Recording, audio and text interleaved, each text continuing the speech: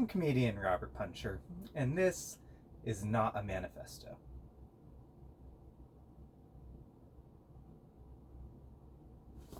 It is a final project for a sociological theory class at Hunter University, where I am a student.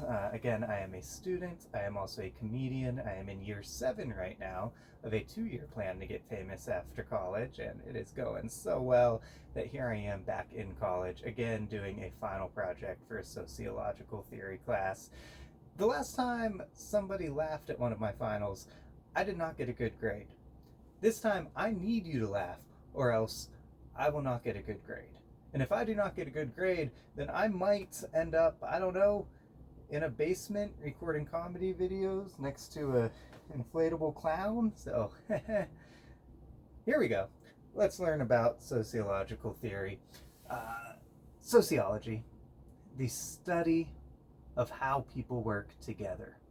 We learned about it this past semester by reading some very interesting writings, which I will talk about, listening to some very interesting podcasts, which I will talk about, and learning from some very interesting sociological theorists, which I will talk about. All of these theorists, all of these writings, all of these podcasts, all circled around, again, how people work together, and the summary, the through thread, the common denominator, how people work together, shittily. Very, very poorly. Unfortunately, every sociological theorist thinks that there is massive problem in the world today, and it needs to be changed through mass correction of the masses.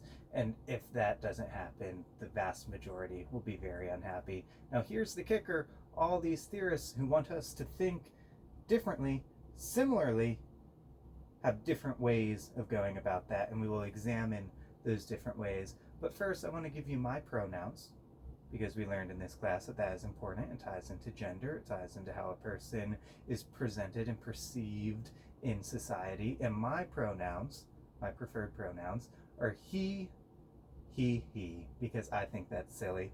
And if you don't, that's okay. If you think that making jokes right now means I'm not taking this class very seriously, might I remind you that we learned in this class that classism is bad.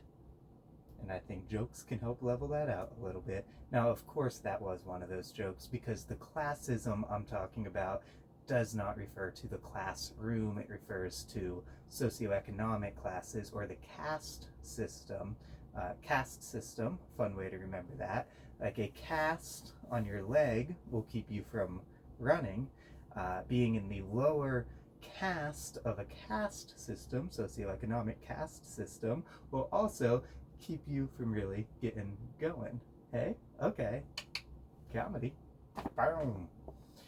One sociological theorist who really talked about that and really believed in that was Mr. Karl Marx. Karl Marx thought that we were all Marx for big business.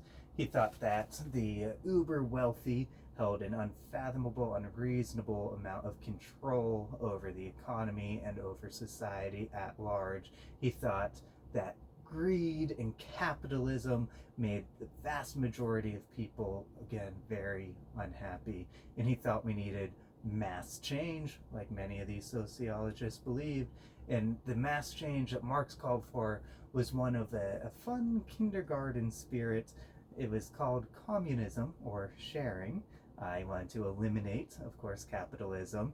He wanted to get rid of greed. He wanted to get rid of trade and buying and selling. And he wanted to have a system of equal share of goods. And if you want to learn more about that, you can buy his book, Communist Manifesto by Karl Marx. Buy it with money. Maybe even with French marks, which Jory appreciates sharing that name. Oh boy. Other materials we discussed included, oh, this one was fun, a podcast called The Invention of Race, which is sort of like a cave painting called The Invention of Podcasts. One thing came well before the other. We read C. Wright Mills' Sociological Imagination, which required a lot of imagination to pretend that his whimsical language really made sense. But I think, in short, what he was saying was that if you want to better understand yourself, you have to also understand the society you're within and everything that's happening around you, right? Hey, so if you want to understand yourself, all you have to understand is everything else. Fun stuff, these sociological theorists. Fun stuff. We also read an article by Finch and Finch called COVID-19 and Poverty, and they knew what they were talking about because those guys were so poor they had to share a name. All right. Then we read Wells' Southern Horror, which was not about Dolly Parton, because it was horror, Southern horror, like unsweetened iced tea. Fun fact on that one, iced tea, sweetened iced tea, actually was a sign of wealth in the South whenever it became popularized, because tea, ice, and sugar was all expensive. So whenever you had a guest over, if you could offer them sweetened iced tea, it was a sign of your wealth. Caste system cannot be avoided. Sugar honey iced tea. Okay, a lot of this comes back to wealth. And I'll tell you right now, my personal experience with wealth, I did not grow up with a lot of money. I did not. My family was not totally poor, just mostly. And we would always come up with these creative ways to conserve the food budget, right? Like, we were Catholic. But every year we would fast during Ramadan. Religion, by the way, a part of your identity and society. We also used to do breakfast for dinner a lot. I don't know if you ever did that one, but I don't mean pancakes at 8 p.m. I mean pancakes at 8 a.m., and then that's it. You're good for the day,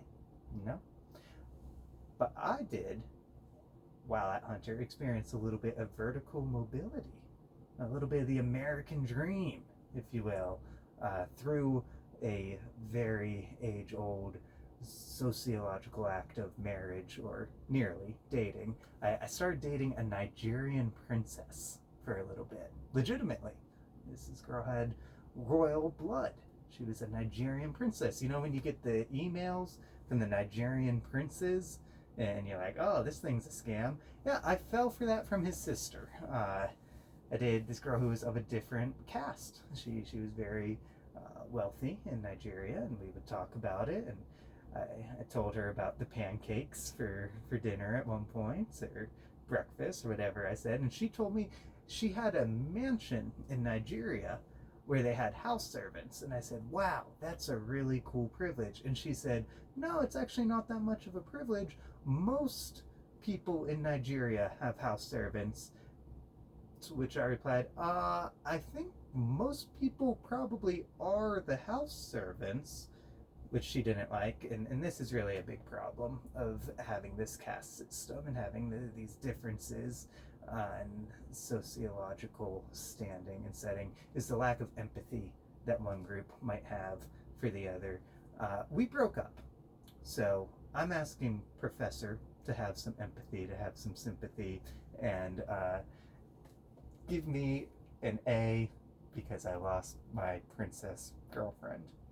We're on a tangent right now. Let's see what we have in the notes. Okay. We also read Durkheim's What is a Social Fact? That's a fact. Also a fact, that girl shouldn't have broken up with me. Huh.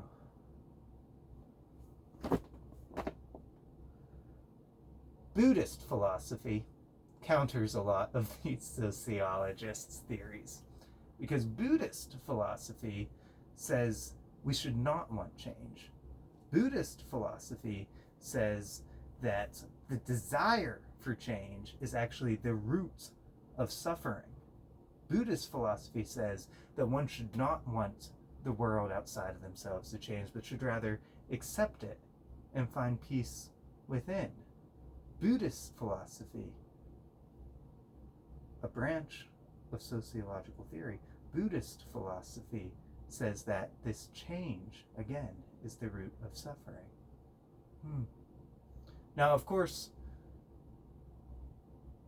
A lot of other sociological theorists would counter that. A lot of black feminists, perhaps, like Angela Davis and Patricia Collins Hill, who would say that straight white men like me are the root of all suffering, and they would want me to just shut up already. So